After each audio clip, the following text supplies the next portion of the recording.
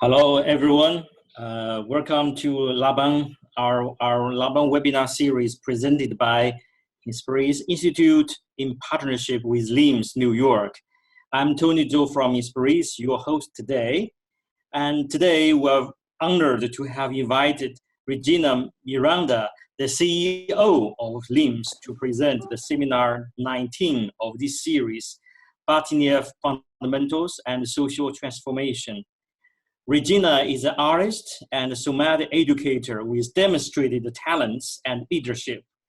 And today's presentation will last about 45 minutes as usual, followed by 15 minutes of Q&A interactive session.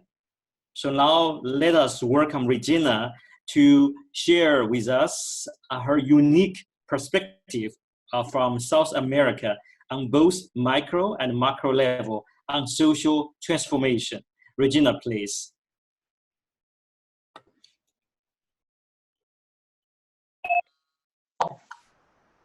Hello, everyone. Thank you for joining us this evening for you, early morning for me. Thank you, Tony, for this wonderful invitation. It is really a pleasure to be here with you all and be able to share my long experience in practice in social transformation based on the studies that I did in 1974-75 when I graduated at the Laban Institute. So I would like to deeply thank you, Tony, for this invitation, and as CEO and Director of Arts and Culture of the Laban Institute, congratulate you and your team on this webinar series that has been marvelous. We are all proud at LIMS of the partnership that we have developed over this past few years. So today we'll reflect on how Irmgard Barteniev's methodology, also known as Bartenieff Fundamentals, extended the concept of body within the framework of Rudolf Laban's body after shaped space into a twine category, to the point that after her collaboration, this Laban system became known as Laban Bartenieff system. Unlike the common belief that the Bartenieff are consistent on a set of internalized exercise performed quietly on the floor, Irmgard's intention from the beginning was to free the body from disconnections that could restrict personal and social wellness. Understanding freedom not as an abstract concept, but as practice, we propose the Bartenieff Fundamentals as exercises of self-knowledge and social transformation, ultimately as a practice of freedom. I am going to share with you my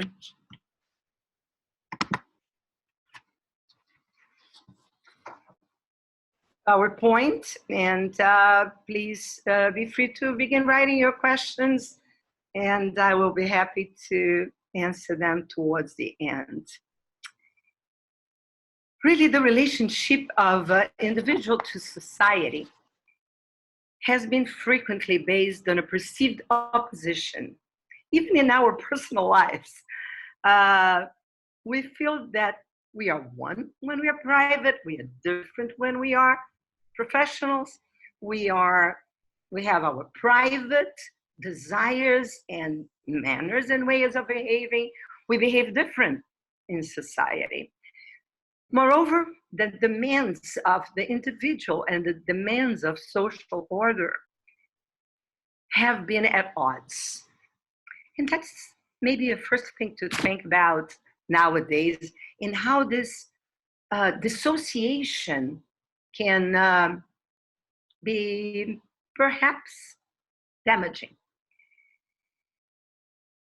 So I will share how I have been even surprisingly for me, how the Barteniev has been very, very important in a work that I have always developed in parallel with my, first in parallel with my artistic career, and then bringing them together. But first, I will like to briefly share with you how I met Irmgard. This is her. So in the mid-70s, I was in New York as a dancer with the Joffrey Ballet, but actually looking for a language for choreographing. That's what I was really looking for. And so through very convoluted patterns, I ended up at the time of the Dance Notation Bureau, and where I heard of this Laban system that I had never heard before as a dancer. And there, from my first step, I had the honor to be guided by Irmgard Barteniev, and then who was one of the pioneers of somatic and social practices, and then become her assistant and private student, and be really amazed by the span of her interests that ranged from dance, she was a dancer and a physical therapist, to anthropology and cultural studies, and an interest, a keen interest on any human being. So her influence showed me the possibility of being a dancer, a choreographer, and have a life beyond the studios and influence society directly. Coming from a family of politicians and musicians, this was air to me. So at that point, I started an open-ended pilgrimage that never ceases to challenge me and to visit new territories. At that time, exactly, Irmgard was distinguishing her work from the work of Rudolf Laban, at the same time maintaining the connection. So this exercise of distinguishing her work, understanding it, that she was really proposing, a body of work that had an identity, and at the same time maintaining the relationship with Laban's theories, was a beautiful beginning for me, this practice. I said, okay, so we can relate, but we can also innovate. We can also propose. And therefore, we can also extend and make the Laban field alive and current.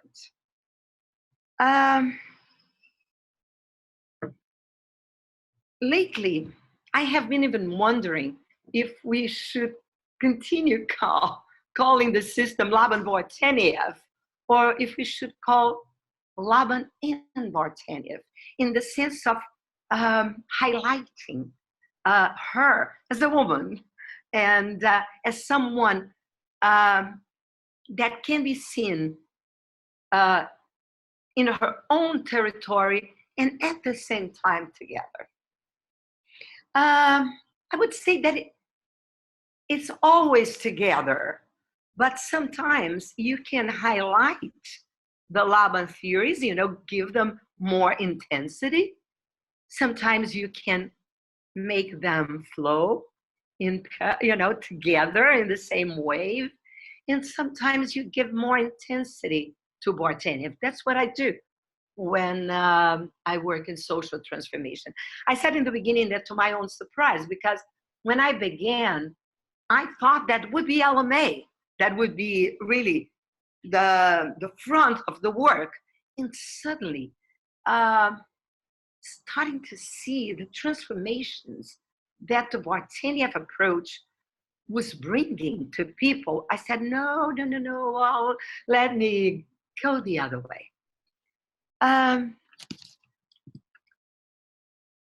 So what's the path between the Bartenia fundamentals for social transformation? It passes through social somatics. So we need to reflect a little bit in what somatics means. Social somatics was a natural development from somatic practitioners, not only Bartenia-based, but their desire to co-create alternative paths and possibilities of collaboration among communities that otherwise would stand disconnected and often in conflict. So that's Bartenia in the field, or somatics in the field. And I want to say that in presenting the Bartenia as a path for social transformation, I am sharing my path, but I am not privileging this discourse over others that I equally respect. And actually, currently, somatics takes so many forms and so many practices, and all of them bring something unique. And why not make transverse paths and bring them all? What I feel is that Bartenia may have one competitive advantage as a practice of shaping a world nurtured by positive human values. So why Bartenia for social transformation? With some variations, this phrase, be ready to change, change is here to stay, was a mantra for Irmgard. Every time that we felt, some difficulty in moving from, let's say, the level close to the floor to the upper level, or to go from one side to another, every time that we would be feeling a little lazy, maybe, of changing from the comfortable position that we had achieved. For example, in an exercise, we're mastering body half, for example, or condensing. And she would immediately change. She didn't want us to feel comfortable, but be ready to change. Of course, we have also the Charles Darwin quote that you see, and that talks about the most capable to change. Nowadays, with the intense change that we see in the world, this capacity, this ability to change without losing ground refers exactly to what she was doing with, to me, with the Laban foundational theories. She was changing, but she continued to relate. It's not about separating. It's not about either or. It is about yes and plus yes. So instead of being someone, instead of challenging us to know who we were at the time that I was studying with her, which was already a lot. I was in my 20s, and I was still, and I am still, trying to find who I was.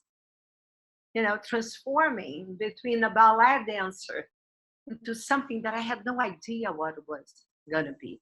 That resonated a lot.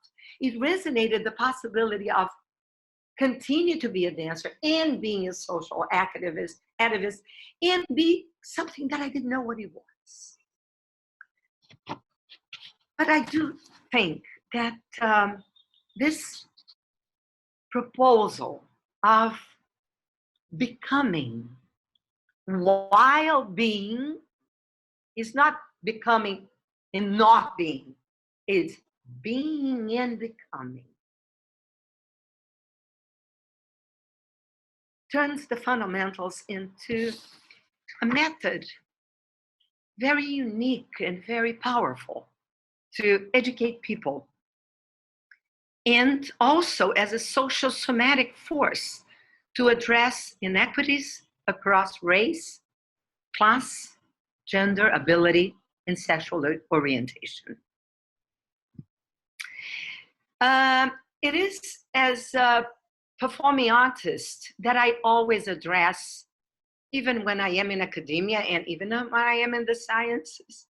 I always talk from the point of view mainly of choreographer that I am.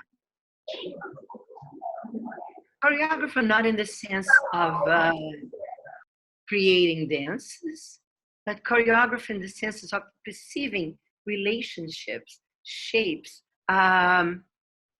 rhythms, proximities, everything that goes on between human bodies. So this is a photo of a performance that we did that was called Central do Brasil.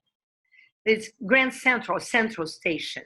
This is a station where all the peripheral neighborhoods of Rio converge to come into the main city, to work. Basically, the peripheral and less and economic challenged groups pass through this station. So this was an interactive performance. I wanted it to be that way. And we developed with the performers from an educational project that I had called Choreographic Atelier. The idea of the performance was to create a mirror of everyday actions that happen at the station, such as waiting, reading a newspaper, having a little cup of coffee, and approach people very close to what they do, and then reconfigure their everyday performance into a choreographic form. This was very powerful, and it had many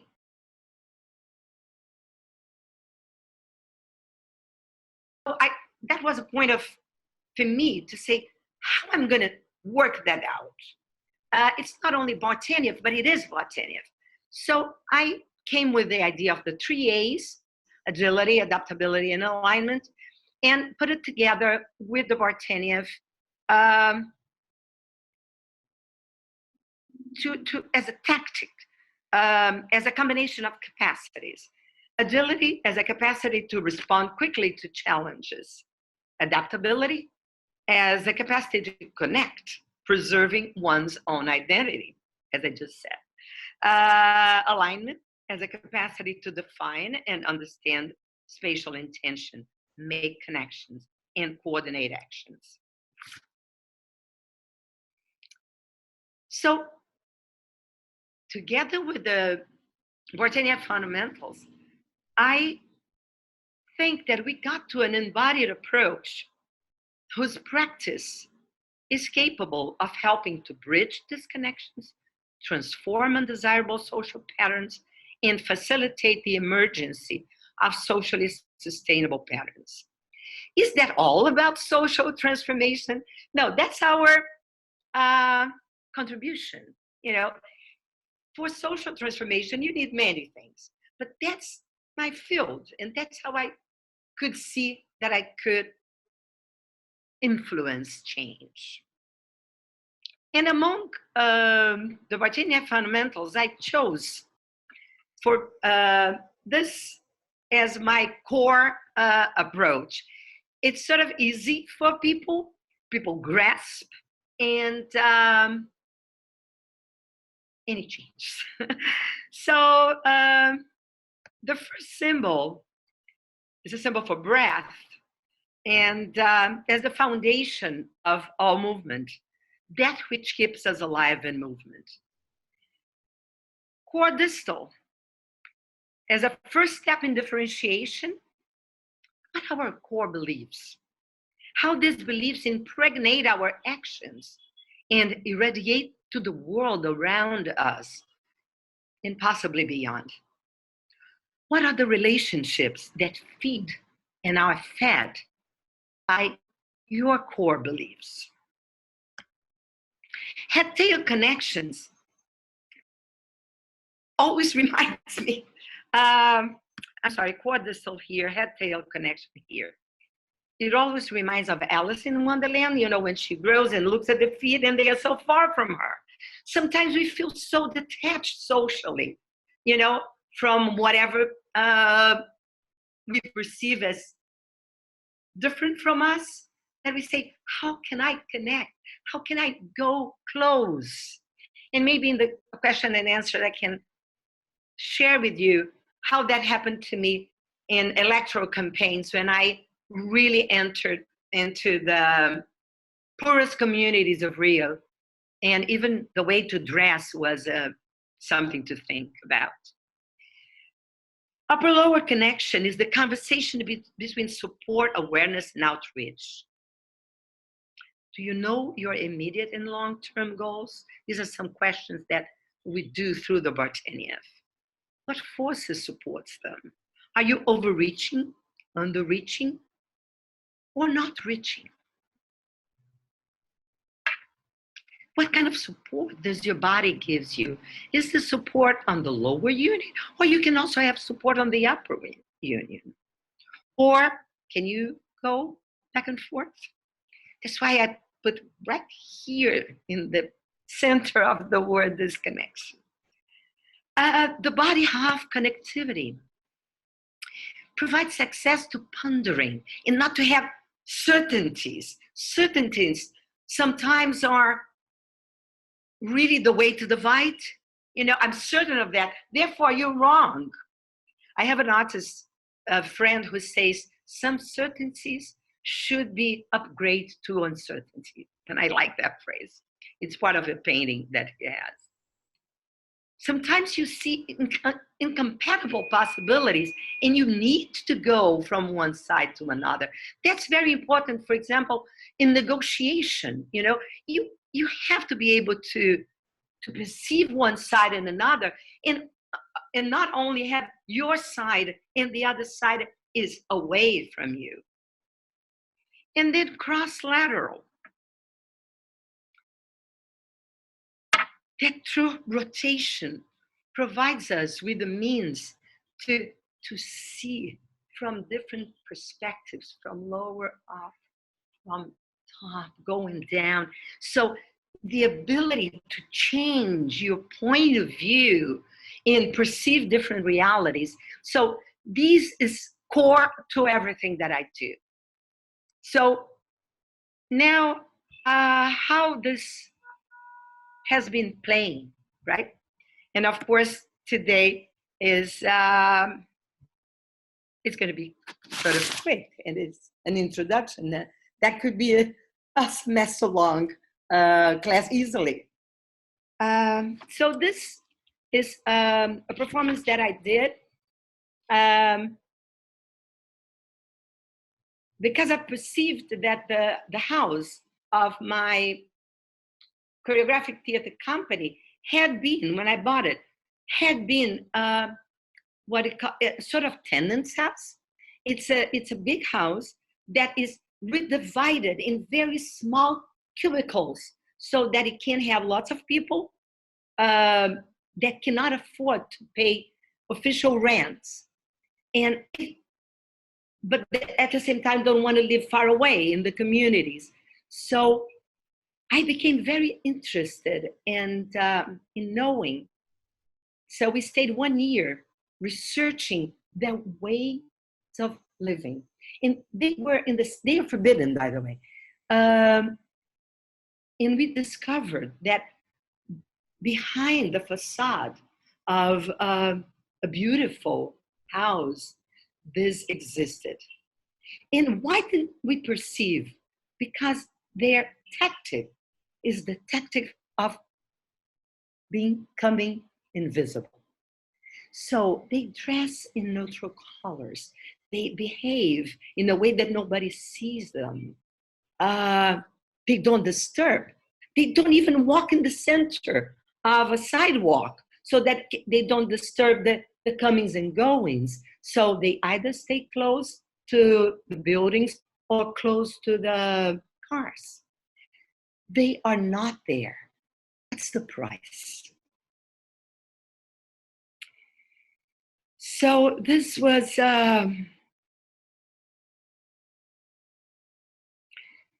we discovered there, because it seems that, that they are not different people. They are people like us that had economic falls. So inside one of them, there was a lyric singer, there was a poet. So we built a whole text and with their text, and we also included them. You see in the back a musician, and it was transformational for the street where we live because they became visible but protected by the street. It changed us because we saw how much exists behind facades, right? And it changed them, who from invisible became the stars of the city. They gain what? They gain agility. They supported, this particular performance supported both, our social mobility. And for that, I'm not going to repeat what you can read, right? Which is apparently simple. Through these practices, with given not as exercises, but in everyday comings and goings. For example, I'm going to give you one example in this slide, the ability to move across spatial levels, right? Just the awareness of how different social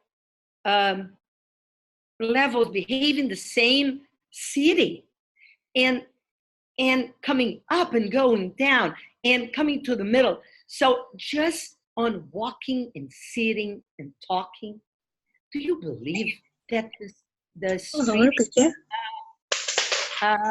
started to talk? People started bringing chairs to the street and talk. It was really amazing. I saw it was this led us to another research, a performance research with homeless women, which is a research that we still continue. It's amazing how the number of women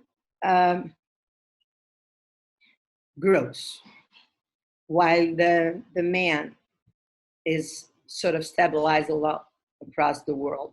And also the whys and how to be with them. Just to look at them, sometimes it's such a gift. They said that to us so many times. Because again, it's the tactic of invisibility. Again, it's to be isolated. There was a brother of one that said, oh really, I didn't look at my sister because she went to the street because of drugs. I don't look at her anymore.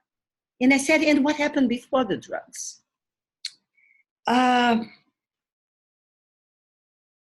They also have a mantra, the homeless women. It may happen to everyone. Hopefully not. But I saw all social classes. Since we began our research in 2008. And we did different performance. You're going to see another one. A photo of another one. This was done, this that you see is in Rio, in Copacabana. Another one is going to be in San Francisco. So here,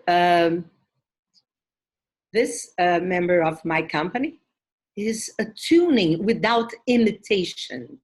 So that's one of the tactics, the Bartenieff tactics, not to be able to be close, to sit together. And that, of course, evolved. Internet and all the wonderful things that we have at our hands allow us to co-witness undesirable social patterns much more close and much more quickly. How can we use this witnessing to transform and to bring transformational forces of inclusiveness and not being silent witnesses? So another area of interest for us, and when I say us, I say within my company, it's a 40-year-old company that has a core group of 8 people working together since the beginning. So it's almost something unheard of, right? So one of the things, and this was a recent performance, is to rethink gender roles and sexual identities.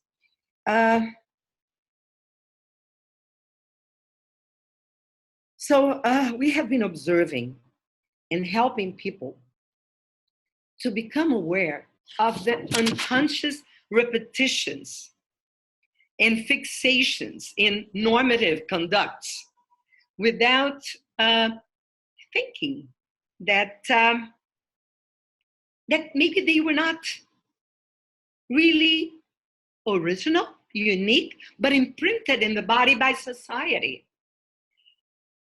So we nurtured artistic experiences of reflecting and changing and experience difference. Here you see, for example, Mama Horn, whose official name is Lucas Valentin. He's a PhD student, answers by both names, Mama Horn and Lucas Valentin, and self-presents as biologically male, gender plural, and performs in any way. That's nowadays. That's the current world. We can't deny it. We can, you know, when I was in San Francisco, that's a city that has a lot of homeless. And I sat in a dinner next to someone that said, well, you know, in my neighborhood, they don't exist. I don't see them. And I said, well, the fact that you don't see them doesn't mean that they don't exist, right? So we may decide not to see. We may decide to deny, but we at least need to know that there are many gender possibilities. This other performance is, again, the one that I told you in San Francisco,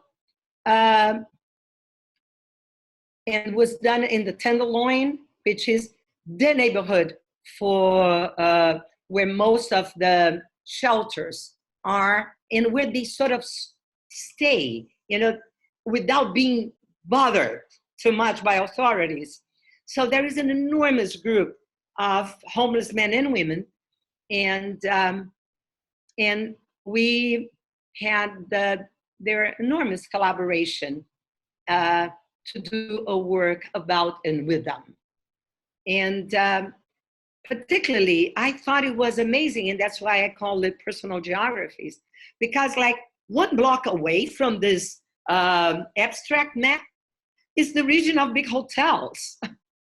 Nobody from the hotels goes back. They don't go there. So where are the maps of that where you can travel? All cities have the official maps and also the maps where you feel that you can belong or travel with an amount of comfort should you be restricted to this abstract prison? Or can you cross a little bit? Can you get to know a little bit? I have my studio in the south zone of the city of Rio, which is really the richest zone of the city. But it is across a tunnel. And before, it was on this side of the tunnel. The moment that I passed to the other side, my audience diminished 50%. And I said, why? I asked it, why? Oh, because it's not on the south zone of the city and I don't feel comfortable. And I said, come on, it's just a tunnel. It is the south zone of the city, but just a tunnel. So it's sufficient sometimes for people to, not to want to go. People are keen on going to good restaurants, but sometimes for their body work, they do the one that is closer. So the idea of comfort sometimes is a very restrictive idea. To be able to change, you also need to adapt, right? Remember Darwin? But adaptability is not to become assimilated. It's a big difference. Powerful countries many times impose assimilation on other cultures.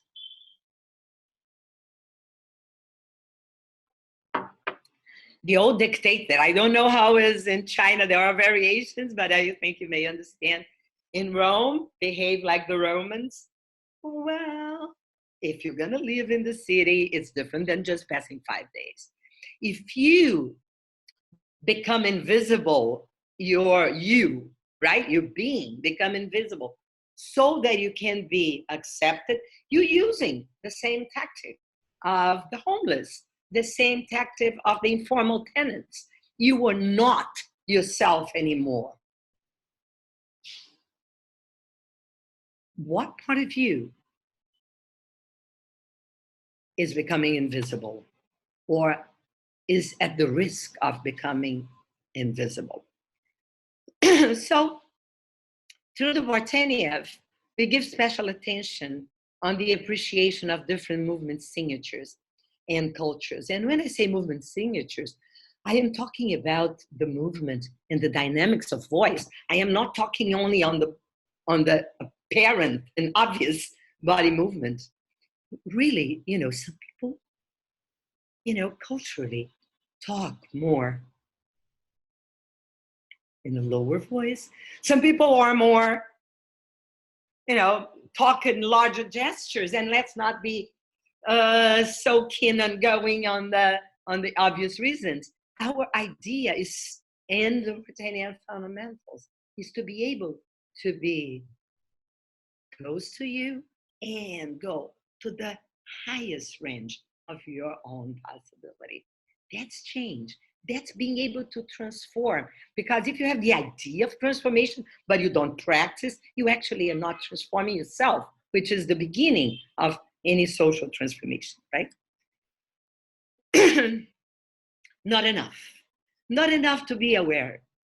Not enough to observe.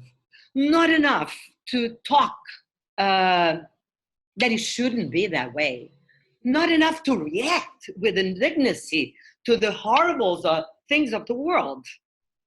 What are you doing to facilitate more socially sustainable patterns? It becomes alignment.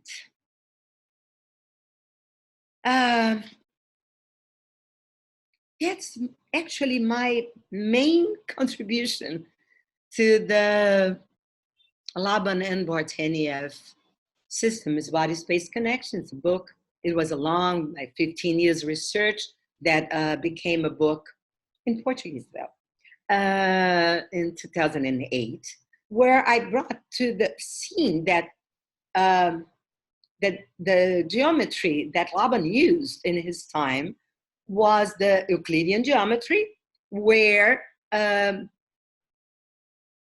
the Platonic solids don't change, but knowing that topology came towards the end of his life, but he got to know it. I brought, some topological concepts and new configurations. Instead of one center, we started using multiple centers. That's very important socially because you come out of the center and peripheral when the center becomes the place to go and to be. And instead working, and reinforcing all the peripheral centers to be one more center. And that comes with the body. Your center can be in your hand. You have the center of your whole body, but you have different centers of intensity, and you need them all. This idea of rhizomatic grounding and not the tree idea, which is centered, right? One tree that opens the branches. We prefer to use the rhizome. The rhizome goes under the earth and has several connections. Think about the network. It's the same thing. There is actually in nature a network that is right there, and that calls for a more horizontal kind of connection. Energetic paths. And the alignment comes when you're acting with purpose. That is very important because otherwise you get lost and you don't transform because you don't come to a series of purposes that open into other ones, like these points of intensity in the network. So you need to get them. You need to get them, these lights, and then to connect with another one without separating. Remember what I said about the distinguishing of Bartenieff from Laban's, but not disconnecting? Well, when you have to use both, actually, but I use more Bartenieff. I highlight Bartenieff towards a purpose. It changes. Like an orchestra, everyone plays well, but you have a conductor, and you have also the spalla, who is the second conductor, and you have the first of each part of the orchestra, who is sort of leaders of their own segments, and music happens. But there needs to be a purpose. Otherwise, the general music happens, but the transformation doesn't. So what I work with my company is with the body becoming, and also with the body being, but the becoming, the ability to becoming. It's proved to be more difficult than the ability of being. So performances such as Marina Solomon, who has performed there, she has been working with 30 years. You would love to see her. She's capable of changing in front of your eyes, from a child to an adult, from a shy to, but in seconds. That's what I love about choreography, it's measured in seconds. So you can change in seconds. Health can be changed in seconds, either going down or going up. I also had the opportunity of seeing that in my life. So we developed strategies to sustain this, what I call topological body, a body whose state of being is being in transformation. And then I took that to, this was a happening done this year, and where I used the concept of, instead of people, of the crowd. What is the difference? People, I became with the crowd where all the individualities are there. Then they can converge into the people. And in the people, they can still shine as individuals. Or are they assimilated by the concept of people? People of my country, are they all equal? No, they are all different. So this was fabulous to be able to have people from different ages and all together, and together with the audience. This was an interactive performance. That was a nightmare for the photographers because it was it didn't have a center. It had paths. You see some paths here. But it was, also inside and really mixing with the audience. And the last performance I will share with you, it was called Live Model. And that one, we really bridged as much as possible. Our light would highlight the audience as much as it would highlight the performers. And this was a bride's collection. So it was a very different bride collection because also the gender roles were sometimes what we are accustomed, sometimes not. What I feel is that people feel very grateful. And I feel very grateful with these procedures, with being part of my city, of being part actually of the cities where I go and where I can work with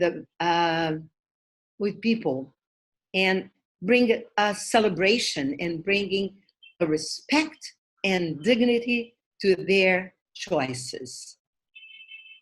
They feel grateful. I feel grateful. And amazing meetings happen and they last, which is amazing.